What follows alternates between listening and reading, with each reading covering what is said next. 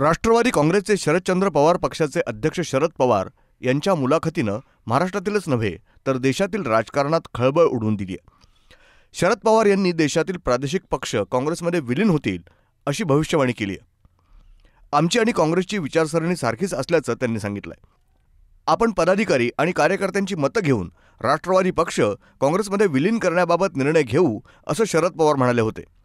त्यावर राष्ट्रवादी काँग्रेसचे नेते अजित पवार यांनी प्रतिक्रिया दिली आहे.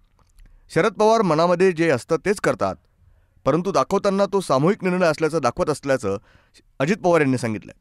शरद पवार यांच्याकडून संभ्रम निर्माण करण्यासाठी वक्तव्य केली जात आहेत.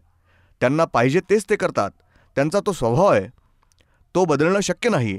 आम्हाला मध्येच ते म्हणतात मी निवृत्त होतो, परंतु त्यांच्या मनामध्ये वेगळंच असतं. जे मनामध्ये असतं तेच ते करतात, परंतु दाखवताना हा सामूहिक निर्णय असल्याचं ते दाखवतात. भाजपबरोबर जाण्याची चर्चा झाल्याचं शरद पवार आता किमान मान्य करतात.